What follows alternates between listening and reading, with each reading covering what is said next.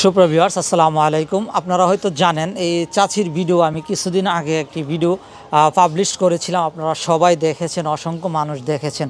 তারই পরিপ্রেক্ষিতে একজন ভাই ইটালি প্রবাসী, নাম প্রকাশে অনিচ্ছুক, ওনার বাড়ি হচ্ছে ভৈরব, ভাইয়া ওনার জন্য সহৃদয় হয়ে 5,000 টাকা পাঠাইছে। এই টাকাটা মূলত আমি ওনাকে বুঝিয়ে দেওয়ার জন্য আজকে আসছি। আশা করি আপনারা সম্পূর্ণ ভিডিওটি দেখবেন এবং শেয়ার দিয়ে সবাইকে দেখার সুযোগ করে দিন। ধরেন এখানে টাকাটা আপনি গণেন। আমরা ভিডিও করার পরে একজন প্রবাসী, ইটালি প্রবাসী আপনাকে 5,000 টাকা সে খুশি হয়ে দিছে আপনার ছেলের চিকিৎসা করানোর জন্য।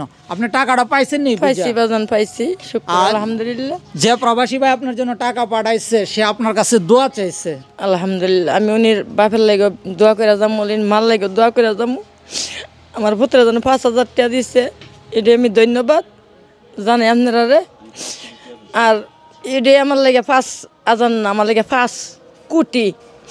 তো যাক শুক্র আলহামদুলিল্লাহ, আল্লাহ জানে ভালো রাখে, সুস্থ রাখে আমার বাইরে।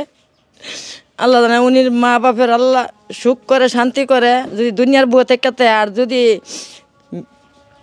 3 হাত মাটির তলে গিয়া তাহে তাহলে আল্লাহ জান্নাতবাসী করে। আমি দোয়া করুম, নামাজ পড়ে দোয়া করে যাবো। আল্লাহ জানে আমার ভাইয়ের মনের আশা আঙ্কা যেন আল্লাহ পূর্ণ করে এবং আল্লাহ জানে কাগজপত্র জানে সব হয়ে যা। এটাই আমি আল্লাহর দরবারে আবেদন করুম।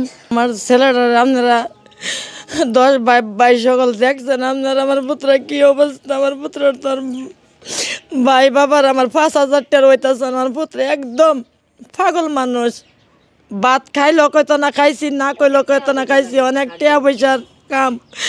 আপনারা যারার দয়াও মায়াও আমার পুত্রের একটু হেল্প করেন, দয়া করেন। আমি আপনারা লেগে দোয়া করে যাবো। আপনারা যদি একটা মা অসুয়া থাকতো, ভাই একটা অসুয়া থাকতো, আপনারা কি করলেন এলে তো মনে করবেন আপনার মা আমি, আপনারা আমার ছেলে সন্তান ভাই বোন, আপনারা দ্বারা আমি জীবন ভিক্ষা চাইতেছি আমার ছেলেটার লেগে। আপনারা যদি দয়া লাগে আপনারা একটু মায়া করেন আমার দিকে। আমার পুত্ররা তো আপনারা দেখছেন ওই সবাই, আমার আর কোনো কিছু কইবার কিছু নাই। ধন্যবাদ। আপনারা যারা এই মুহূর্তে আমার ভিডিও দেখছেন, আসলে উনি ওনার ব্যক্তিগত যে বিষয়গুলি উনি আপনাদেরকে তুলে ধরেছে। তবে আমি ওনার প্রাপ্যটা যিনি প্রবাসী ভাই দিয়েছে, আমি আমার দায়িত্ব ছিল ওনার হাতে পৌঁছে দেওয়া, আমি পৌঁছে দিয়েছি। আর আমার যতটুকু সাধ্যমতো আমি ওনাকে চেষ্টা করব। আশা করি আপনারা ওনার কথা বুঝতে পেরেছেন।